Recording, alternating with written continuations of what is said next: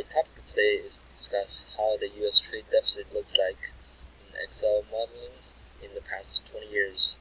As a Chinese, I always been curious that the trade deficit, a term which been brought a lot of times by the U.S. politicians and governments during their campaigns, and a lot of them has been contributed to China. So I'm quite interested in how the deficit has been developed. I used the dashboard to do a quick review on how the trade surplus and deficit resources. So I obtained the data from the United States Central Bureau of Standard International Trade Classifications 1996 to 2016, and coming up with this data here, including the year, the categories, country names, and the exporting by month and the importing by month, as well as the total for each country. And here we take a look at the dashboard first. You will see that there's two similar bar chart that gives you an basic idea on how the cumulative volumes in billions that US has been exporting and importing in the past 20 years. So on the exporting side, Canada has definitely the number one, a bit of a number one in the past 20 years cumulatively. China is only number 4, and surprisingly, UK and Germany following, South Korea, and then on the importing side, China is very close to Canada, following on the number 2 sits, and then followed by the Mexico and the Japan. This is a cumulative data, so here's a slicer on the side for you to check on each individual years. For example, on the 1996 beginning of our data, Canada is always been number 1 on both sides of the activities, and China is not even on the exporting chart yet, because it won't join the WTO until 2002. Very soon, on the 20th centuries, we will have the tech bubbles, and that's then start shifting to the importing more. After 9/11, on the Bush administrations, there's also a few wars on Iraq and on terrorism. Afghanistan has started.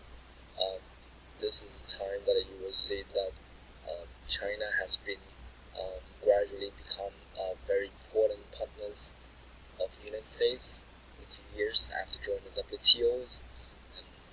And so far it's still Japan, Mexico, and Canada, but then later on Japan's economy is not going that well.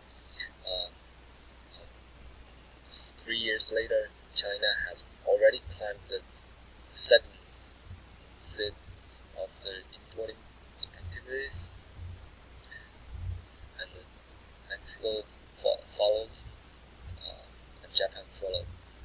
So on 2007, this is where the bank crisis has been going, and China has already become the number 1 importing partners, as well as the 3rd largest exporting partners. And 5 years later, China, the lead is still growing. It's about 80 billion here, and then it's very close to the top 2 exporting partners. And now, till 2016, China is almost 1/3 as big as the second place, Mexico, and it looks like Mexico also bypassed Canada on the importing activities, which is quite surprising as well. Here is also an interesting donut chart for you to see how much each categories are weighted in their own activities in either importing or exporting. So the inner circle is the importing activities, and the outside is the exporting activities. For example, machinery and transportation has been 45% of the total exporting activities and 40% of the total importing activities. Also, an interesting factor is that the chemicals has been very big on the portion of the exporting goods, and only 8% of the importing goods. So next we go to see that the international trade and surplus and deficit overview since 20 centuries, and those numbers are in billions.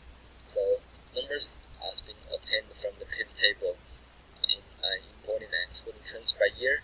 You have the total number here, the by month number here. So here is the exporting per month, here's the importing per month, and this is the quick chart for you to see the deficits per month per year. Here I used the date there to make a spotting lines, so that we will see that the monthly trends of how this deficit has been developed. So a lot of times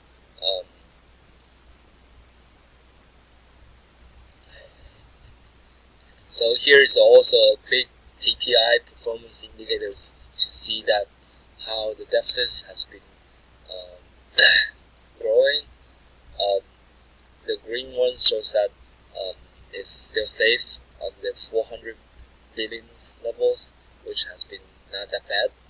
However, in 2005, 2006, 2007, 2008, this deficit has been growing bigger and bigger, and it's almost double than what we had in 2001. So this is the also result from notable economic events such as Katrina, and also the bank crisis and financial crisis, which are may taking effect. But curious is to know that year 2009, the deficit has actually been reduced a lot. This is the year that Mr. Barack Obama take over office, and from the year of 2001 to 2007, I believe that's the George W. Bush taking administrations, and after that, the deficit has been spiking as well, and it's almost close to the 800 billions. So here is a map that shows where are the biggest exporting and the importing corners located. We can see that Europe and East Asia, of course, the big corners. Surprisingly, Russia is not here at all, and Africa and Nigeria has become the only big players for the importing side. The Venezuela is also the only ones in South Africa, 8 regions. And here, this is the bubble charts to show the U.S. importing and exporting partners over time. Here on the vertical side is the total importing, and the horizontal is total exporting. You can see that China eventually become a very big monster that has around 500 billions exporting compared to only about 125 billions importing. And it has developed from a relatively small bubble to a big ones. Canada is, of course, is always the one's trading partners. The United States, Mexico, is also on the same continent.